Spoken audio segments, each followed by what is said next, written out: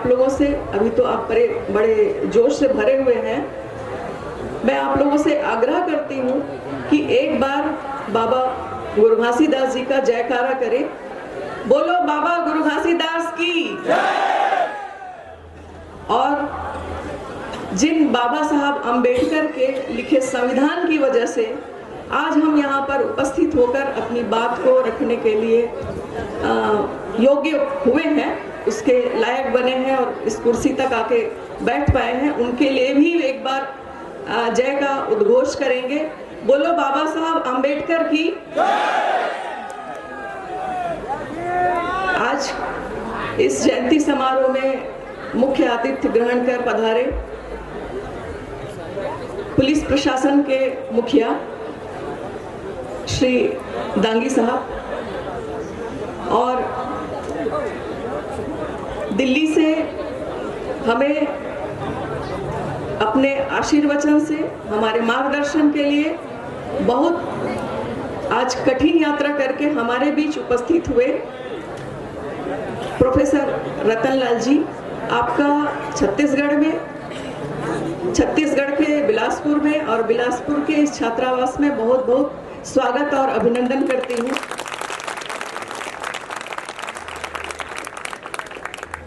आपका अंबेडकर नामा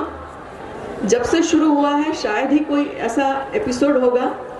जो मैंने नहीं सुना या देखा होगा, और मैं आप लोगों से भी अनुरोध करती हूँ कि आप लोग जरूर उसको देखना शुरू करिए, क्योंकि इस उम्र में आने के बाद भी मैं बहुत सारी चीज़ों से अनभिज्ञ थी। जिस तरीके से आपने बहुत ही तर्कपूर्ण तरीके से और अपने गहन अध्ययन के आधार पर बाबा साहब के बारे में हमें जानकारी देते हैं, इसके साथ साथ करंट अफेयर्स के बारे में भी जानकारी देते हैं, उसके लिए आपको बहुत बहुत धन्यवाद, आपकी प्रशंसा करते हैं। और मैं आज जो यहाँ पर सारे बच्चे बैठे हैं उनसे अनुरोध करूँगी कि ये हमारे शहर के लिए और इस छात्रावास के लिए अत्यंत गौरव का दिन और समय है कि हमारे बीच प्रोफेसर रतनलाल सर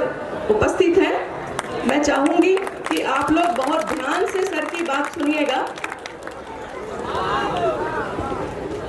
अभी बहुत जोश के साथ मेरे छोटे भाई प्रोफेसर प्यारेलाल ने बहुत सारी बातें कही हैं। आप लोग उनकी जिस हंसी खुशी से उन्होंने जो बात को कहकर आपके समक्ष आपको बड़ा जोश से भर दिया, एक लाइन कहूँगी उससे समझ जाइएगा। जो बांसुरी होता है उसके सीने में बहुत सारे छेद होते हैं और वो जब बजता है तो बहुत मधुर स्वर देता है। प्रोफेसर प्यारेलाल ने इतना स्ट्रगल किया है और इतने सारे योग्य होने के बाद भी ऐसे ऐसे चीज़ों का सामना किया है, उसके बावजूद भी उनका जो हौसला है उसके लिए मैं उनकी प्रशंसा करती हूँ। और हमारे बीच जो युवा जो बहुत ही अपनेपन से हमारे से आके घुल मिल गए हैं और अब अपने से ही लगते हैं, वो है डॉक्टर नरेश साहू जी। आपने पढ़ा है, पढ़ने के बाद पीएचडी की है और उस रिसर्च से जो वर्ण व्यवस्था के अंतिम पायदान पे थे, जो बाद में जाति का स्वरूप लिया, और पढ़ने के बाद आप इस निष्कर्ष पर पहुंचे कि आप और हम लोगों ने काम की वजह से या और किसी भी वजह से हमें अलग करने की कोशिश की थी और आज भी कोशिश करते हैं, और आप उसको एक करने में लगे हैं। आपके इस प्रशंसनीय कार्य के लिए मैं बहुत बहुत आपको धन्यवाद देती हूँ और आप ऐसे ही आगे बढ़ें, ये मेरी शुभकामनाएं हैं। इस कार्यक्रम के जो आयोजक हैं और जो प्रमुख हैं मिस्टर राजेश्वर सोनी जी और उसके पूरे आयोजक टीम को मैं बहुत बहुत बधाई और धन्यवाद दूंगी, क्योंकि जितने कठिन परिश्रम से उन लोग इस आयोजन को कर पाते हैं वो आप लोग और हम लोग यहाँ पर आसानी से बैठकर कल्पना नहीं कर सकते। हर कदम पे उनको कोई ना कोई हर्डल्स आते हैं, कभी बाहरी लोग और कभी अपने में से बहुत सारे लोग सहयोग ना करने के बाद भी वो जिस हौसले से इस कार्यक्रम को आगे ले जाते रहे हैं और उनका जो एक